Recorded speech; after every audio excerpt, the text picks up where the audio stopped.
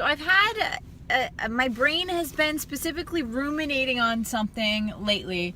And I don't know why, I don't know for what reason, but we were talking about the idea of utopia and how do you manage crime in utopia. The idea being, utopia is the perfect place to exist, and just the general idea of at some point people are going to commit crimes. Whether that crime is a crime of passion and somebody, kills somebody for sleeping with somebody else, or, steals, out of jealousy, or to feed their family. Maybe they need like a medicine, something like that. And like the idea of how do you punish that crime in a so-called utopia? And the only thing my brain could go to was like these fascinatingly barbaric but simple things.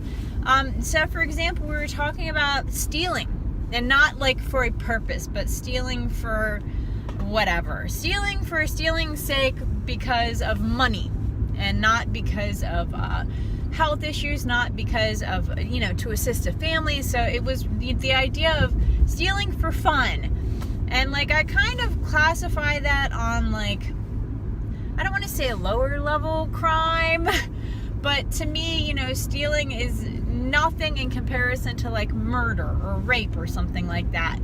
And so my thoughts were on stealing is the first offense you cut off a pinky finger, and the second offense you cut off the other pinky finger, and then you're not allowed to essentially use the community's rights. So whether that's free health care, whether that's assistance with, I don't know, like home building or something, however you set up utopia. So like I was trying to compare it in like the US terms. So like if we were talking about, citizens' rights, then you wouldn't be allowed to vote. You wouldn't be allowed to draw Social Security. You wouldn't be allowed to use the disability rights. So like I was kind of comparing it and contrasting it to that. And then the third offense would just kill you.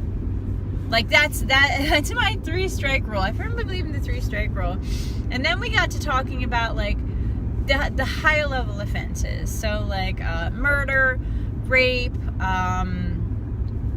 I don't know, like I didn't even think about white collar crime. I was just thinking of bad things like selling drugs.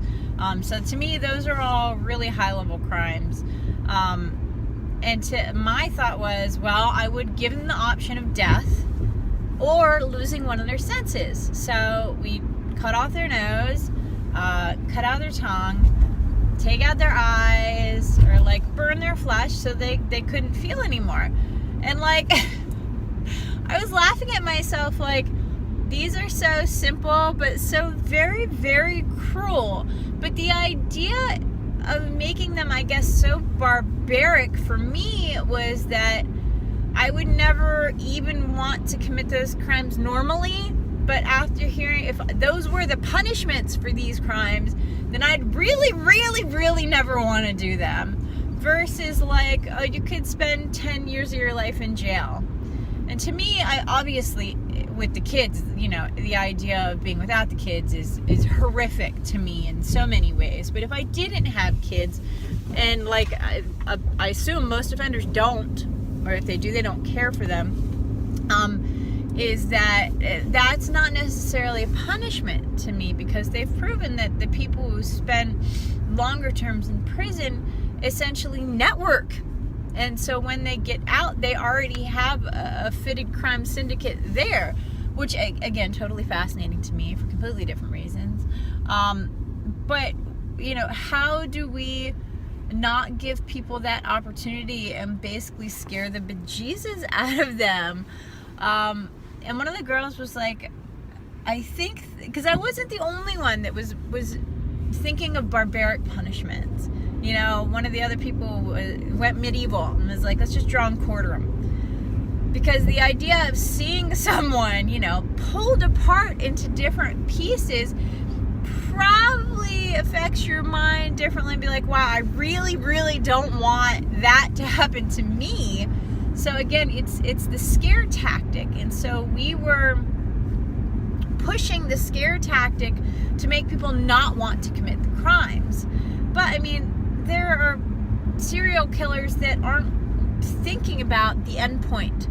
They're doing it not because, you know, that person slept with their wife, but because they want to kill. And, you know, you don't know how to stop that.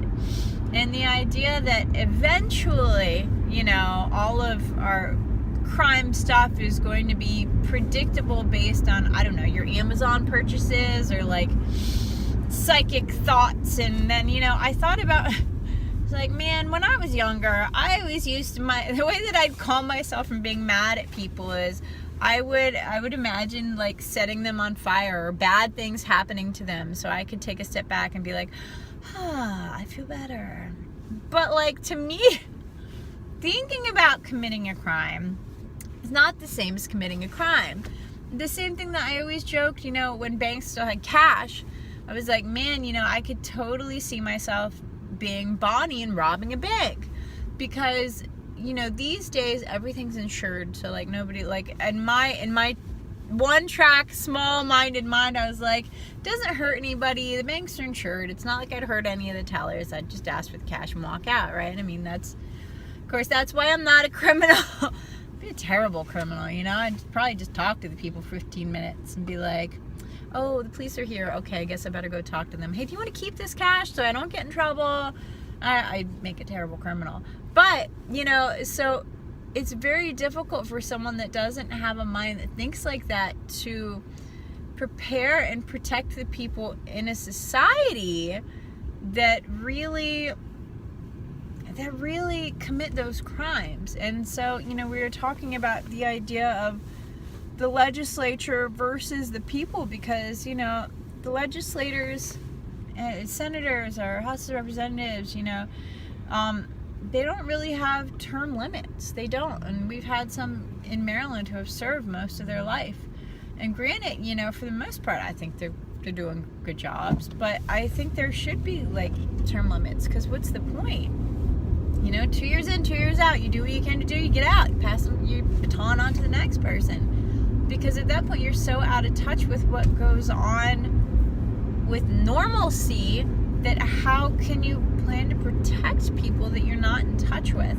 And so that was kind of our tremendous stumbling block on the idea of utopia, is that there are always people that are going to be unhappy, even in utopia. If you give everybody free food, free housing, free water, free art supplies, free supplies to do whatever they want to be, you know, do to help people be whatever they want to be, free schooling, there are still just going to be people that are unhappy or angry. Somebody's always going to want more. Somebody's always going to think that they deserve more. And so it was kind of hard for us to imagine, because I guess in our minds we all have different utopias. You know, in my utopia, it's much lower, much lower tech. I mean, I'm all about old school, you know. I mean, no offense to the farms. I appreciate the big farms, but I think the idea of returning to smaller family farms and local food is going to be a huge key when it talks about, you know, moving our ecosystems forward and protecting the earth in ways that we just aren't doing. And so small farm management is a big part of my idea of utopia. And there are going to be some people that don't want to be farmers. That's great. They can do other things, you know. But how do you do that? How do you deal with the person that says, okay, I want to farm, and then 5 years they're like, all right, I'm out, I want to do something else, you know?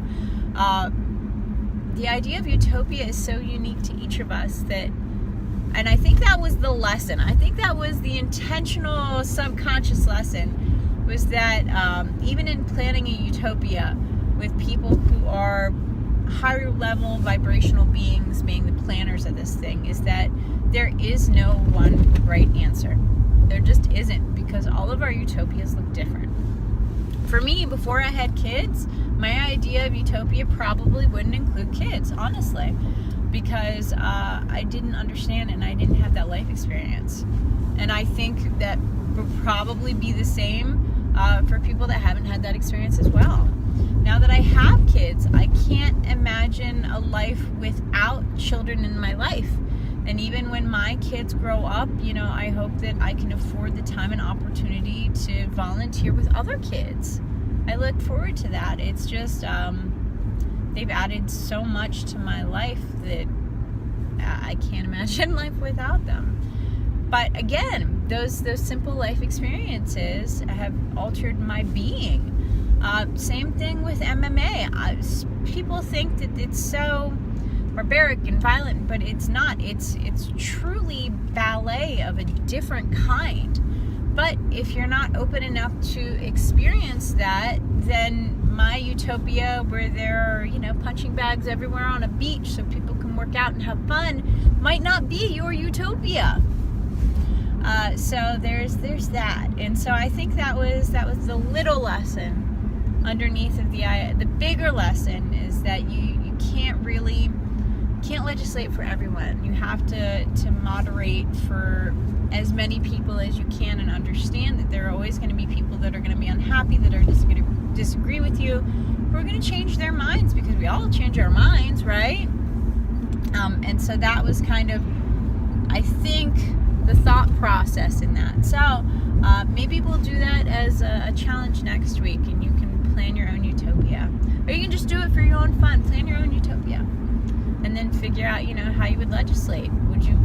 How many people are you going to let in your utopia? How are you going to decide who gets in? How are you going to decide who gets kicked out? How are you going to trade? Just basic, simple stuff. And then when we start thinking on a small scale and we start relating it to the larger scale, we kind of have an idea of where things fall apart, and why the greatest country in the world still has issues with so many different things. So thank you guys for listening to my personal brain dump on the idea of utopia, and thank you to the teachers that brought that into a great discussion. And while I'd still love to have my own utopia, I think it would certainly be different than other people's utopias. Have a great day, guys. Bye-bye.